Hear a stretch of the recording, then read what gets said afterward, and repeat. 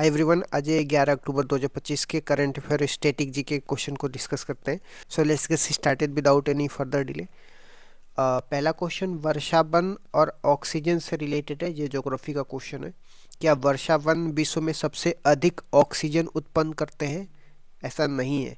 महासागरों के फाइटोप्लैंक्टन और प्रकाश संश्लेषी बैक्टीरिया विश्व की लगभग 50% ऑक्सीजन बनाते हैं। वर्षा वन ऑक्सीजन बनाते तो है, लेकिन उतनी ही मात्रा में कार्बन डाइऑक्साइड भी उपयोग करते हैं। इसलिए वास्तविक शुद्ध ऑक्सीजन उत्पादन में महासागर के सूक्ष्म जीवों से अधिक होता है। क्वेश्चन नंबर सेकंड पे आ जाते हैं। सतही जल में ऑक्सीजन की मात्रा से रिलेटेड है। क्या सतही जल में वायुमंडलीय ऑक्सीजन से अधिक ऑक्सीजन होती है? ऐसा नहीं है। सतही जल में ऑक्सीजन वायुमंडल से कई गुना कम होता है। पानी में गैसों की घुलनशीलता सीमित होती है, इसलिए सतही जल में ऑक्सीजन की मात्रा कम रहती है। आज ये क्वेश्चन नंबर थर्ड पे पिकॉक टोरेंटुला से रिलेटेड है। पिकॉक टोरेंटुला कहाँ पे पाई जाती है? यह आंध्र प्रदेश के गोटी क्षेत्र में पाई जाती है, इसीलिए इसको गोटी टेरेंटुला भी बोलते हैं। इसे गोटी स्पाइरे ऑर्नामेंटल टेरेंटुला भी कहा जाता है। यह एक चमकीली नीली रंग की दुर्लभ मकड़ी है जो पेड़ों की खोखली जगह में रहती है। Question number fourth, Bharat Britain रक्षा से संबंधित है। हाल ही में भारत ने ब्रिटेन से कौन सा मिसाइल खरीदने का समझौता किया है? तो इसका answer light weight multi role missile होगा। 350 मिलियन यूरो के इस सौदे के अंतर्गत यह मिसाइल भारतीय सेना को मिलेगी, जिससे ड्रोन और हल्के वाहनों को निशाना बनाया जाएगा। Question number fifth, Bharat UK तकनीकी सहयोग से रिलेटेड है। भारत और ब्रिटेन ने हाल ही में किस क्षेत्र में सहयोग शुरू किया है? तो इलेक्ट्रिक नौसैनिक इंजन के विकास में। इसका उद्देश्य नौसेना के जहाजों में पर्यावरण हितैषी इंजन प्रणाली लागू करना होता है। क्वेश्चन नंबर सिक्स, यूके विश्वविद्यालयों के भारत में कैंपस से रिलेटेड है। किन ब्रिटिश विद्यालयों को भारत में कैंपस खोलने की अनुमति मिली है? लैंकस्टर विश्वविद्यालय और सरे विश्वविद्यालय को भारत में कैंपस खोलने की अनुमति मिल गई है। यह नई शिक्षा एनईपी के तहत विदेशी विश्वविद्यालय को भारत में संस्थान खोलने की अनुमति के अंतर्गत है। आ जाते हैं साहित्य के नोबेल पुरस्कार से रिलेटेड। 2025 का साहित्य का नोबेल पुरस्कार किसे मिला है? तो हंगरी के लेखक हैं, इनका नाम लास्लो क्राइनाहोकाई को मिला है। उन्हें मानव अस्तित्व की जटिलता को गहराई से प्रस्तुत करने और उसके उपन्यासों के लिए सम्मानित किया गया। क्वेश्चन नंबर 8 में आ जाते हैं, जो अनुच्छेद 351 से संबंधित है। अनुच्छेद 351 में क्या प्रावधान दिया गया है? यह केंद्र सरकार का दायित्व है कि वह हिंदी भाषा को विकसित और प्रोत्साहित करे ताकि वह भारत की अभिव्यक्ति की समृद्ध भाषा बन सके। यह अनुच्छेद हिंदी को वैज्ञानिक और तकनीकी शब्दावली के रूप में उन्नत करने का निर्देश देता है। क्वेश्चन नंबर 9 देख लेते हैं। अनुच्छेद 350 ए से संबंधित है। अनुच्छेद 350 ए का उद्देश्य क्या है? भाषाई अल्पसंख्यकों के लिए मातृभाषा में प्राथमिक शिक्षा सुनिश्चित करना। यह शिक्षा के समान अवसर और सांस्कृतिक पहचान की रक्षा के लिए महत्वपूर्ण प्रावधान है। क्वेश्चन नंबर 10 में देख लेते हैं। कर्नाटक में मासिक धर्म अवकाश नीति से संबंधित है। कर्नाटक ने हाल ही में कौन सी नीति लागू की है? हाल ही में कर्नाटक ने मासिक धर्म अवकाश नीति अपनाया है।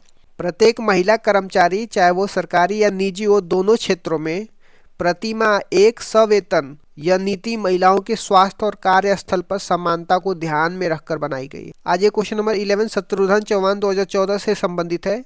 सुप्रीम कोर्ट ने शत्रुघ्न चौहान केस में क्या निर्णय दिया था? मृत्युदंड की सजा में निष्पादन में अनुचित देरी होने पर आजीवन कारावास में बदला जा सकता है। न्यायालय ने कहा कि लंबी देरी से कैदी के जीवन के अधिकार का हनन होता है। आर्टिकल 21 में दिया गया है। क्वेश्चन नंबर 12 सक्षम प्रणाली और भेल से संबंधित है। भेल द्वारा विकसित सक्षम प्रणाली का उद्देश्य क्या है? यह प्रणाली ड्रोन जैसे हवाई खतरों को पहचानने, ट्रैक और उसे नष्ट करने के लिए बनाई गई है। सक्षम का पूरा नाम क्या है? Situational awareness for kinetic soft and hard kill asset management है। इसे भारतीय सेना ने उपयोग करने के लिए विकसित किया है। आ जाते हैं प्रश्न संख्या 13 में, जो अनुच्छेद 233 डिस्ट्रिक्ट जज अपॉइंटमेंट से संबंधित है। अनुच्छेद 233 किससे संबंधित है? यह जिला न्यायाधीशों की नियुक्ति से संबंधित है। इसके तहत उच्च न्यायालय की सिफारिश पर राज्यपाल जिला न्यायाधीशों की नियुक्ति करते हैं। जिला न्यायाधीश बनने के लिए न्यूनतम आयु कितनी होनी चाहिए? तो 35 वर्ष होनी चाहिए। नए संशोधन के अनुसार 7 वर्ष का अनुभव रखने वाला अधिवक्ता या न्यायिक अधिकारी आवेदन कर सकते हैं, लेकिन उम्र 35 वर्ष से कम नहीं होनी चाहिए। क्वेश्चन नंबर 15 आ जाते हैं। भारत की राष्ट्रीय रेड लिस्ट से संबंधित है। भारत की नेशनल रेड लिस्ट किस संगठन की पद्धति पर आधारित होगी? तो IUCN, international union for conservation of nature. इसका उद्देश्य भारत की संकटग्रस्त प्रजातियों की सटीक पहचान और संरक्षण करना। भारतीय राष्ट्रीय रेड लिस्ट किस वर्ष तक पूरी करने का लक्ष्य रखा है? 2030 तक। यह सूची कन्मिंग मॉन्ट्रियल ग्लोबल बायोडायवर्सिटी फ्रेमवर्क से जुड़ी है, जो 2030 तक जैव विविधता संरक्षण का लक्ष्य रखती है। Question number 17 anti microbial resistance से संबंधित है। एंटी माइक्रोबियल रेजिस्टेंस का मुख्य कारण क्या है? तो एंटीबायोटिक का अधिक और अनावश्यक उपयोग। हर बार एंटीबायोटिक्स लेने से मानव का माइक्रोबायोम प्रभावित होता है और बैक्टीरिया प्रतिरोध बन जाते हैं। क्वेश्चन नंबर 18 भारत में आत्महत्या के आंकड़े एनसीआरबी 2023 का रिपोर्ट से संबंधित है। 2023 में आत्महत्या की कितनी प्रतिशत वृद्धि हुई है? तो लगभग 3% वृद्धि हुई है। एनसीआरबी रिपोर्ट के अनुसार भारत में 1,77,000 से अधिक आत्महत्याएं हुई हैं, जिनमें शहरी क्षेत्रों में अधिक मामले दर्ज किए गए। क्वेश्चन नंबर 19 में आ जाते हैं। आत्महत्या के मामले में कौन सा वर्ग सबसे अधिक प्रभावित होता है? पुरुष लगभग 72% प्रभावित होता है।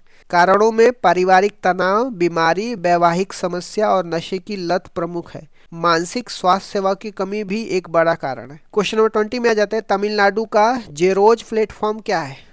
तो जेरोज क्या है और क्यों चर्चा में? यह तमिलनाडु का स्थानीय फूड डिलीवरी प्लेटफॉर्म है, जिसे जोमेटो और स्विगी के विकल्प के रूप में अपनाया जा रहा है। स्थानीय रेस्टोरेंट ने जेरोज से जुड़ना शुरू किया है क्योंकि बड़े एप्स 30 से 35% का कमीशन वसूल करते हैं। कर्ण वंश के संस्थापक कौन थे? तो कर्ण वंश के संस्थापक वासुदेव थे। वासुदेव ने देवभूति की हत्या करके कर्ण वंश की नींव रखी थी। कर्ण वंश का अंतिम शासक कौन था? तो कर्ण वंश का अंतिम शासक सुशर्मा था। सुशर्मा की हत्या सिमुक द्वारा कर दी गई थी, जिसके बाद सिमुक ने सातवाहन वंश की नींव रखी थी। सातवाहन वंश के संस्थापक कौन था?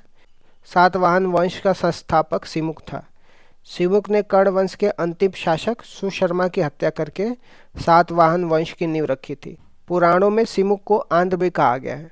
सातवाहन वंश की राजधानी क्या थी? तो सातवाहन वंश की राजधानी प्रतिष्ठान थी। प्रतिष्ठान महाराष्ट्र में स्थित है।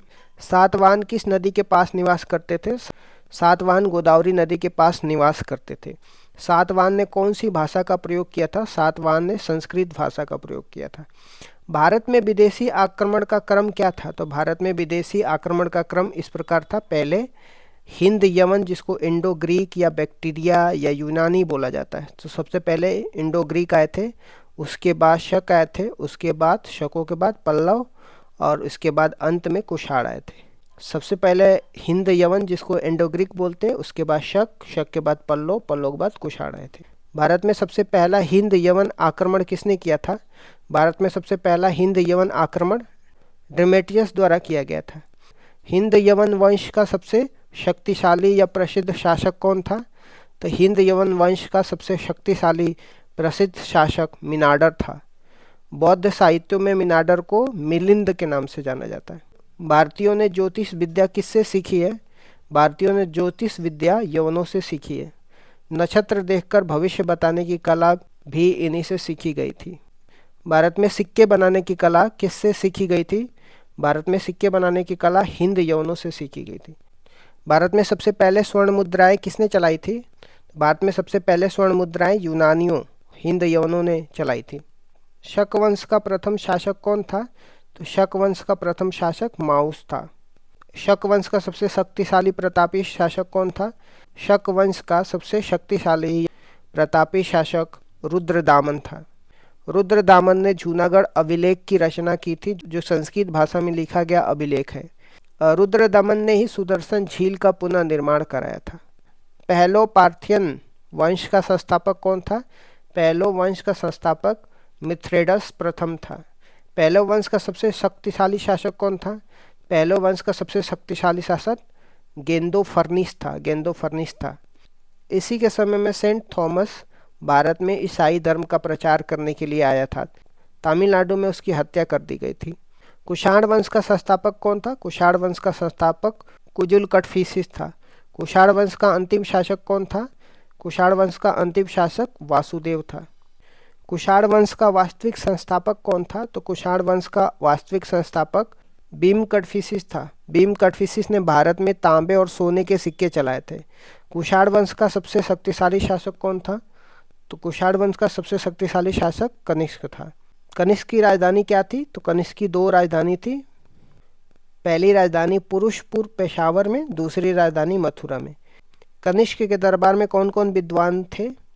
कनिष्क के दरबार में प्रमुख विद्वान वसुमित्र। वसुमित्र की रचना महाविभास सूत्र है। नागार्जुन थे, इन्हें भारत का आइंस्टाइन कहा जाता था। इन्होंने शून्यवाद के प्रतिपादक थे। चरक थे, इन्होंने चरक संहिता लिखी थी। इन्हें भारतीय औषधि का पिता या आयुर्वेद का जनक माना जाता है। कनिष्क के समय में भारत में किन शैलियों का विकास हुआ था? कनिष्क के समय में भारत में गांधार शैली और मथुरा शैली का विकास हुआ था। महात्मा बुद्ध की पहली मूर्ति बनाने का श्रेय मथुरा शैली को जाता है। इस तरीके से मैंने कुछ इंपॉर्टेंट क्वेश्चन डिस्कस कर दिया। Thank you so much guys, keep loving, keep supporting, bye bye, see you.